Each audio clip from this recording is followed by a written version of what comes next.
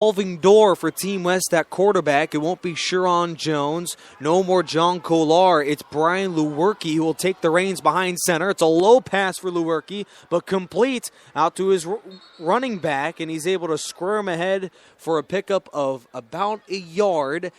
Catch was made by C.J. Sanders for 1, and that should end the quarter, and will. So at the end of 3, Team West is down but not out. They're trailing by a touchdown and have the football. It's 10-3 Team East. We have 12 minutes of regulation remaining for a winner in the Semper Fidelis All-American Bowl here at the StubHub Center in Carson. Again, thank you all for joining us on the National Sports Radio station on Spreaker.com. Along with Dan Gadino, I'm your host, Nick Rice. And Dan, you look at what first 3 quarters have really come into fruition. I understand that Team East has established themselves offensively and defensively as well, but in my opinion, we have yet to really see much of anything here. It still is very much up in the air. It really is up in the air, and I'm so glad it is because it is the fourth quarter, a 10-3 ball game, just a 7-point spread. So, hey, if the West could amount something, and preferably a big play, I'd like to see the West try something deep. I mean, let's hit a wide receiver finally. As a team that's had basically 0 big plays in this football game offensively, it's been the defense that has bailed them out. Only 1 allowed touchdown over the first 36 minutes. Team West is 71 yards away from a touchdown to tie it, and they'll have to do so under the services here at the command post of quarterback Brian Lewerke, Michigan State commit. And also, if you take a look at what he has to work with, Malik Lovett, a couple catches for him today. John Humphreys and C.J. Sanders, each with 1. Also another grab for Levon Austin. This has been a team that has spread the ball around, but has also had its fair share of real regrettable plays here offensively. One of the things I got to look at for the West is Sharon Jones, the Rancho Verde product. He's not in the ball game, and he led your offense to a scoring drive the last possession. The only scoring drive for Team West. Exactly. And so for them to put in the Michigan State commit, it's not a bad call, but it sort of gives me the impression that Pete Duffy is trying to get a ball game in.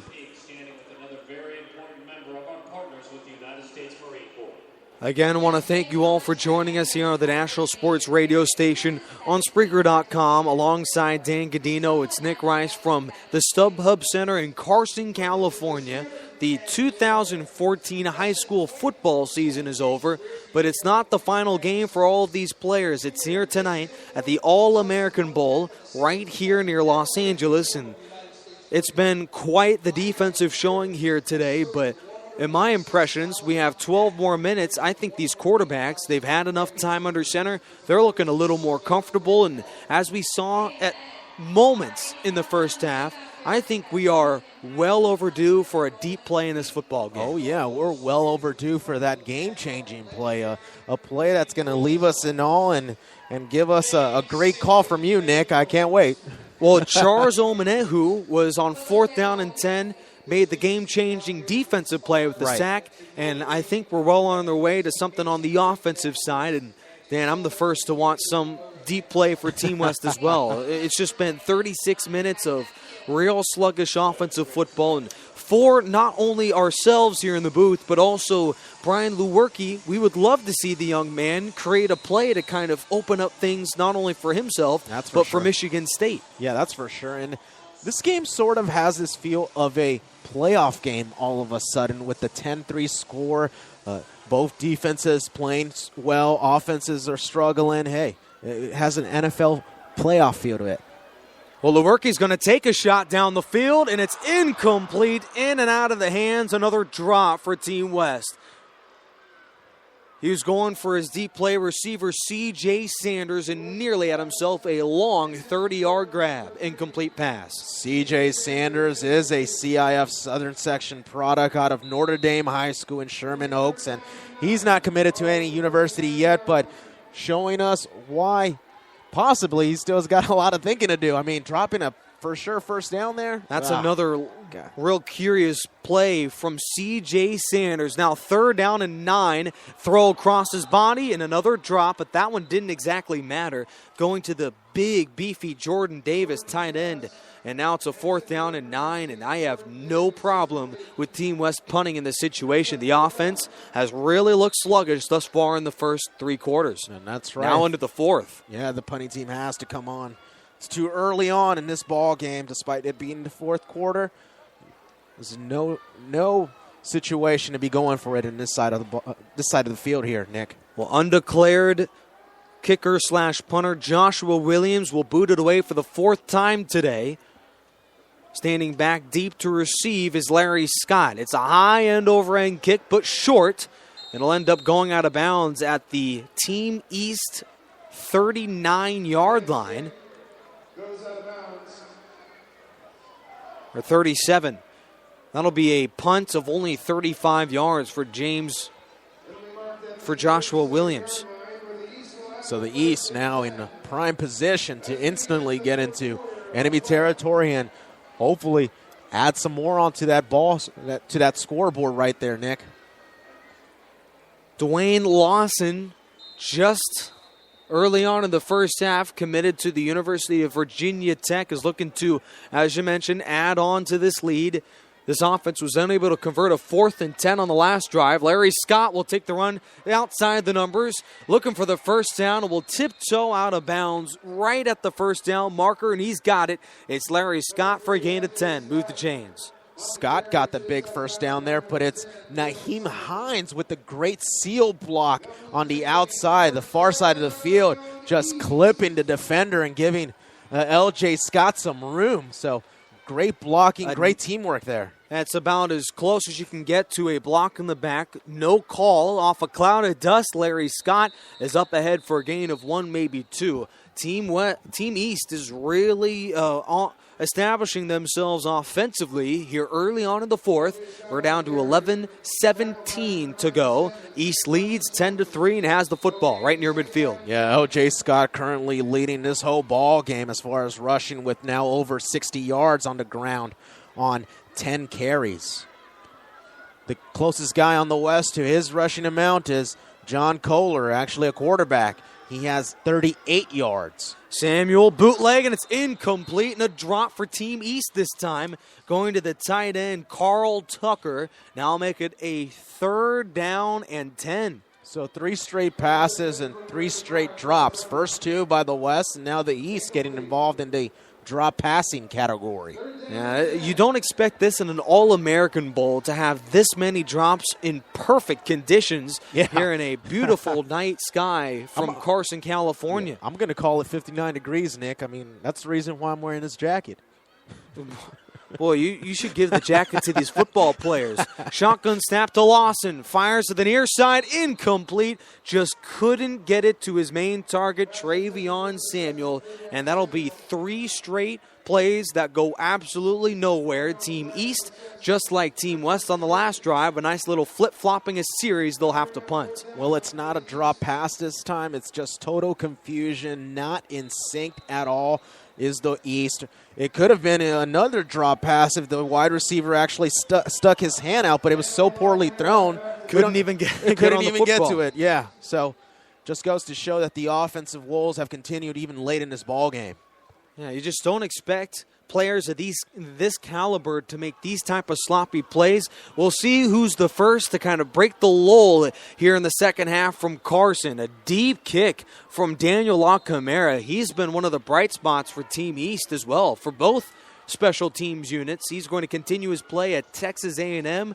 The booming kick is dropped at the 22-yard line. That'll be a boot of 43 yards. Nick, we've got 10:38 remaining in this ball game and yet have to see the game-changing play. We'll see if in this remaining last bit of this ball game, we'll see that big play that the West needs. We have 10:38 to see some of that. Yeah, I mean, I'm going to take a look at these game rules because now I know it's way ahead, but I got to start thinking overtime. Okay. I mean, if the West scores here, I mean, why not? That's in this type of a defensive game, we may just see about 1 or 2 more scores, if that. Well, Team East and Team West have been in a dogfight all game long. West has never led thus far in the football game, but they could go well on their way to at least tying it here with a touchdown on this possession. They will begin this next drive from their own 20, and really, if you are a Team West fan, you have to be encouraged about potentially your two best drives of the entire football game have come here in the third quarter. They really have, and it's perfect timing at that, Nick. I mean, this is exactly when you want to come out and execute. It's the second half, so for the West to do this, it's a good sign of things to come, but they've got to be able to finish the ball game out, and particularly the East has got to be able to finish this ball game out. I mean, you've had the lead all game long, and for you to lose it in the fourth quarter will be just a shame. Well, it appears that the quarterback for Team West will be Brian Lewerke, 3 of 8 passing for the quarterback for 14 yards here in his limited action here from Carson, California. 10 minutes and 38 seconds to go. West trails by a touchdown as 80 yards to go from a game tire at 10 apiece. It's totally obvious what the West coach, Pete Duffy, is doing. He's putting in quarterbacks possession at a time. I mean, they're rotating guys every other possession is what the West is doing right now. And it has seemed to work as of late, but have they run out of time? The quarterback will be John Kolar, under center here from Carson, California. 78 yards to go. They move the ball spot to the 22 from a touchdown to tie it. Shotgun snap to Kolar and a delay handoff up the middle to Lonnie Powell, and that'll just get back to the line of scrimmage. No gain. Powell hasn't really gone involved in this ball game, just barely over 30 yards on 10 carries, so it's been sort of a struggle here tonight for him. I make it 11 carries for 31 yards. That's under 3 a pop. And he'll flank the quarterback here. Back to throw goes Kolar. Pass rush coming over the middle. It's incomplete on a slant route intended for John Humphrey. Now make it 3rd and 10. So rhythm has been really lacking here tonight for the offenses, and the theme is obvious. It's been a struggle. Well, Kolar and Team West is running out of time. Their last 5 plays have gained 5 yards. 3rd down and 10. Looking left, pass is tipped and incomplete. Going to Malik Lovett to the near side. And now Team West, for the second consecutive possession, will go 3 and out.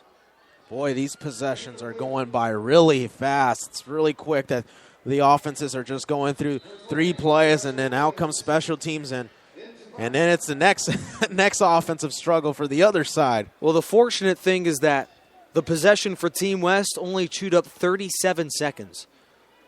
And there's still 10:01 to go here in the fourth quarter.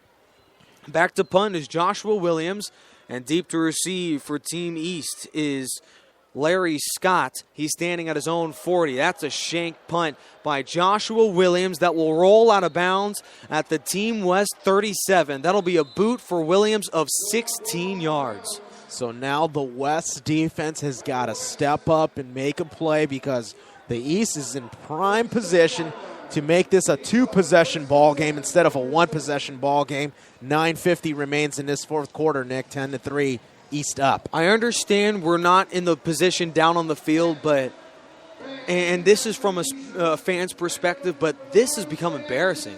These are some of the best athletes in the country, and we have seen some real below-average football. A couple of real bad punts, a lot of incomplete passes, and most of which are just quarterbacks not able to hit their receivers, and these receivers have frankly had far below their best game.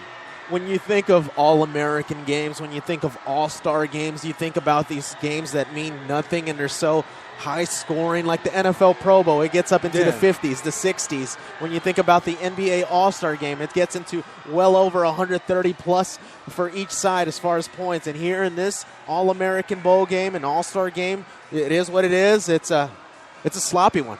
10-3. Was not the score that we expected coming in. Of course, the last 3 All-American games have been somewhat low scoring. The average final here from Carson has been 20-18 in favor of Team West, but still, this has just not been your prototypical all-star, superstar type matchup here from Carson, California. Plenty of mistakes and plenty of miscues by both sides, not just Team West. It just goes to show how difficult it is to travel and just have